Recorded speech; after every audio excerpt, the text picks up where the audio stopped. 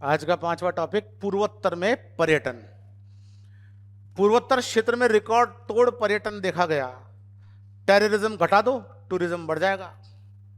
मोदी जी ने नारा भी दिया था, नो टेररिज्म मोर टूरिज्म, नो टेररिज्म मोर टूरिज्म। ठीक है। आपने इन दिनों केजरीवाल जी ने जो विधानसभा में भाषण दिया था वो सुना था? एक कहानी सुनाई थी उन्होंने।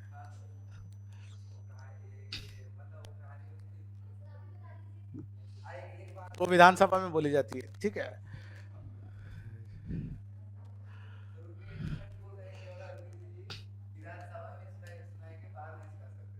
हाँ, क्योंकि विधानसभा में इम्यूनिटी होती है। विधानसभा में कही गई बात को कोर्ट केसेस नहीं हो सकते है। वो तो कहते हैं जी इसका उपयोग, वो सेशन बुलाते हैं इसके लिए। विधानसभा का सेशन बुलाया जाता है इसके लिए कि कल एक कहानी सुनाऊंगा इसके लिए। सेशन बुलाया जाता है, करोड़ों रुपए का खर्चा होता है उसमें।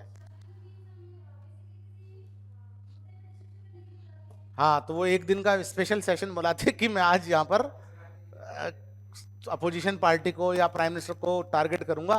बाहर कर लिया तो कोर्ट केस हो जाएंगे, तो अंदर करो जाकर ताकि कोई देख नहीं पाए। खैर, ये भी एक केस स्टडी है भारत में। ठीक है ना। पर मैं एक चीज का विटनेस हूं। मैं ये भी इन दिनों चल रहा है ना, उन्होंने 45 करोड़ रुपए खर्च कर दिए अपने घर में। तो जब मैं वापस जाता हूँ मुखर्जी नगर, तो वही रूट है जाने का, रिज वाला इलाका। तो वहाँ एक दो लोगों से मैंने पूछा कि आपको पता, यहाँ बड़ा धरना हो रहा था सर कल, और जो है उसने शीश महल बनवा लिया, ये कर लिया, वो कर लिया, सब चीज़। हाँ, हाँ, हाँ। तो मैंने पूछा कि अब आप तो वोट दोगे नहीं उनको। दूसरे लोगों से पूछा, उन्होंने कहा क्यों नहीं देंगे जी, क्या हो गया तो बनवा लिया। ठीक है, ये मैंने 4-5 लोगों से। तो उसका मतलब क्या है कि अपने वोट बैंक में जो उनकी पेनिट्रेशन है, जो उनके कैडर है, वो बड़ा सक्रिय है। वो घूम घूम कर लोगों को बता रहा है कि देखो ऐसा मत समझना, वैसा मत समझना। और अगर जब आप केस स्टडी लेते हो कि भारत की प्रिंसिपल अपोजिशन पार्टी क्यों फ्लॉप हो गई, वो इसलिए फ्लॉप हो गई, आपके बड़े लीडर का किसी ने मान लो इमेज डिटोरिएशन करने की कोशिश की, तो आपने क्या किया? मेरी बात समझे? जब लोग कहते हैं कि फला की इमेज डिटोरिएशन करने की कोशिश,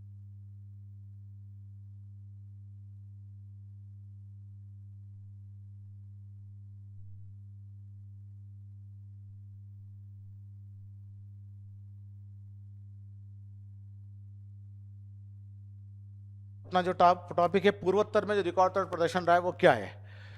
हमारे देश के अंदर यह क्षेत्र अपेक्षाकृत बेरोजगार रहा है, लेकिन जैसे जैसे हम डेस्टिनेशन नॉर्थ ईस्ट इंडिया पहल चला रहे हैं, वैसे वैसे यहाँ पर डेवलपमेंट हो रहा है। नॉर्थ ईस्ट का नक्शा है जिसके अंदर आपको विभिन्न प्रकार के राज्य देखने को मिलते हैं। सिक्किम है, मेघालय है, त्रिपुरा है, मिजोरम है, मणिपुर है, नागालैंड है और अरुणाचल प्रदेश है।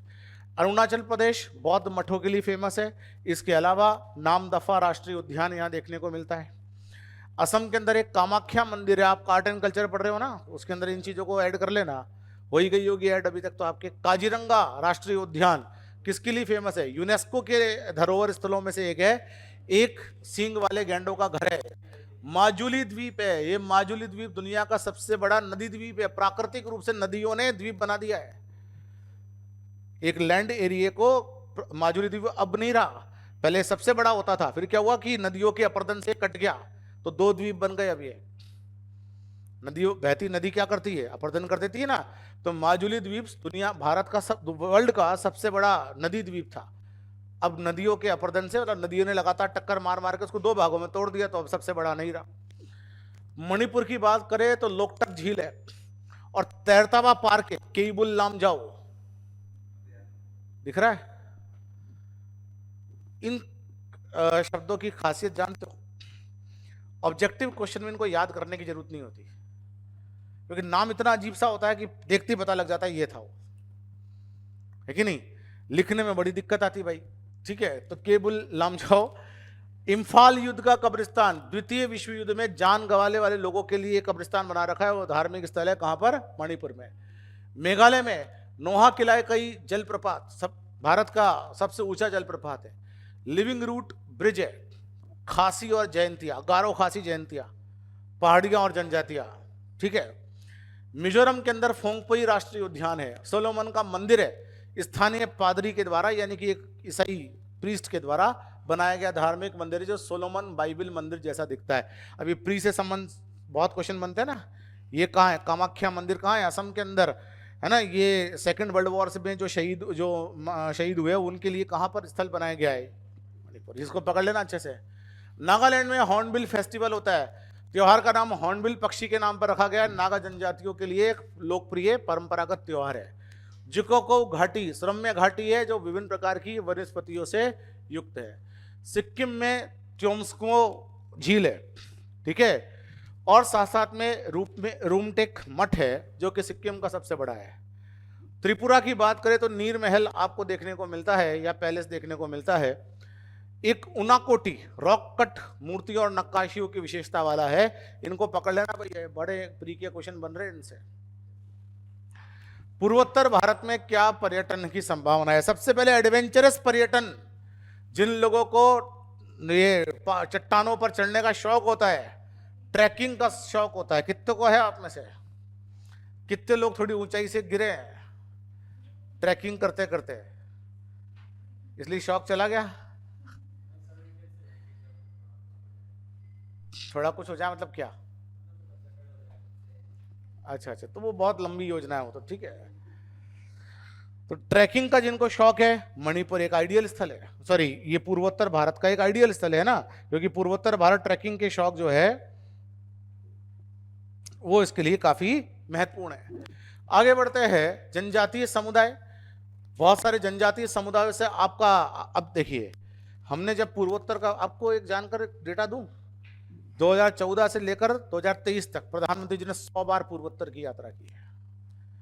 आप कह सकते हो कि अपनी पॉलिटिकल पार्टी को बढ़ाने के लिए गई है, लेकिन बाकी प्रधानमंत्री भी तो थे, उनकी पॉलिटिकल पार्टियां भी तो थी, उनको भी बढ़ाने के लिए वो कर सकते थे। पूर्वोत्तर भारत के अंदर प्रधानमंत्री जी के जाने पर जो उनका स्वागत होता है और जो पहले होता था, दोनों में डिफरेंस है। वो इंटीग्रेशन की फीलिंग बढ़ रही है, व्यक्ति की फीलिंग नहीं बता रहा हूं मैं, इंटीग्रेशन की। They are feeling that we are Indians, और जब उनके अंदर ये फीलिंग आएगी तो सेपरेटिज्म यानी कि अलगाववाद घटेगा कि नहीं घटेगा। तो ये प्रॉपर वो रणनीतियां है जो हमको एक्ट ईस्ट पॉलिसी के अंदर अपनानी पड़ेगी। ये जो जनजातियां हैं, गारो, खासी, जयंतिया जनजातियां, इनको भी भारत में जो रिजर्वेशन के लाभ है वो मिलने चाहिए कि नहीं मिलने चाहिए? मिल तो रहे, ग्राउंड पर क्यों नहीं हो रहा है? फॉर्मली इनको मिला हुआ है लाभ, है ना, ये रिजर्वेशन के थ्रू एसपीडीएम बन सकते हैं। काशीराम जी बोलते थे ना, आरक्षण से लेंगे एसपीडीएम, वोट से लेंगे सीएम पीएम।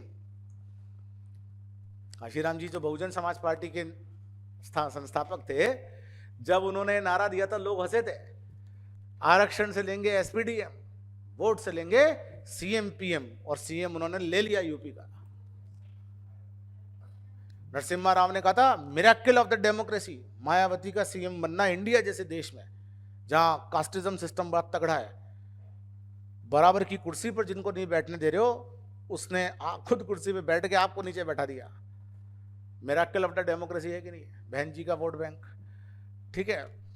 तो ये जो कॉन्सेप्ट है, इन जनजातीय समुदायों से हमारा जुड़ाव होगा, दुनिया भर का जुड़ाव होगा। इसकी कुछ लाभ है, रोजगार डेवलप होगा, वस्तु और सेवाओं की मांग इत्यादि बढ़ेगी। कुछ चुनौतियां हैं, अनुष्का बताओ कोई चुनौती राजनीति विज्ञान के संदर्भ से?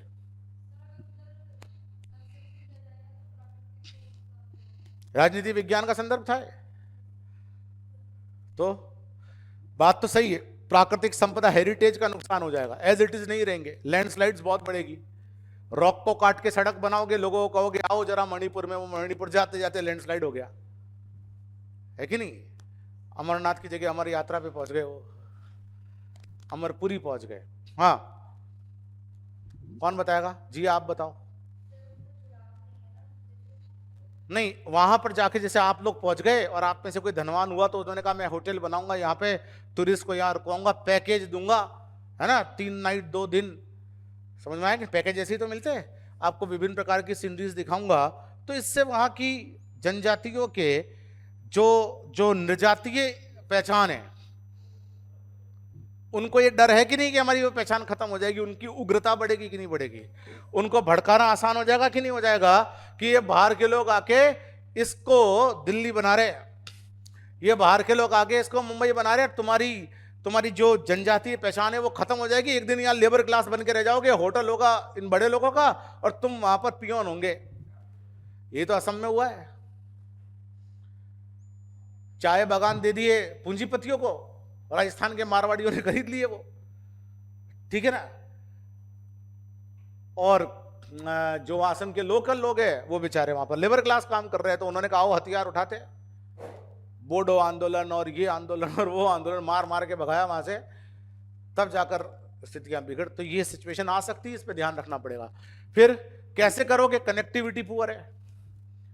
चिकन नेक पता ना, 1200 किलोमीटर की यात्रा करके जा रहा है। आधारभूत संरचना मजबूत करनी पड़ेगी। अभी मान लो कोई लंदन से टूरिस्ट आया, दिल्ली उतरा, आपने बता दिया नॉर्थ ईस्ट जाओ जी, ऐसी ऐसी सीनरी मिलेगी, हाँ मिलेगी, है ना। तो 27 किलोमीटर पैदल चला दिया आपने उसको कि सर यहाँ से बस जरा सा सर, ठीक है ना। उन्होंने जी जरा सा कितना यार, बोले बस जरा सा, भाई उसके आगे तो सड़क आ ही जाएगी। उसने कहा आगे भी सड़क है, बोले हाँ आगे सड़क है सर, उस पर फिर अपने को वाहन मिल जाएगा। अभी इन पहाड़ों को तो ऐसे ही काटना पड़ेगा, ऊपर से कूदना पड़ेगा। अगर वो बच गया तो वापस जाके क्या बोलेगा कि भैया नॉर्थ ईस्ट जाना चाहिए, है ना। तो पुअर कनेक्टिविटी, आगे की राह क्या है, पर्यटन को बढ़ाने के लिए कहीं ना कहीं भारत सरकार को इस पे इनिशिएटिव लेने की आवश्यकता है। ये देखिए, निम्नलिखित कथनों पर विचार कीजिए। मैंने कहा था ना मैच करने के लिए आ जाता है। नोकरेक बायोस्फीयर रिजर्व, लोकटक, नामदफा, कौन सा सही सम्मिलित है, केवल एक।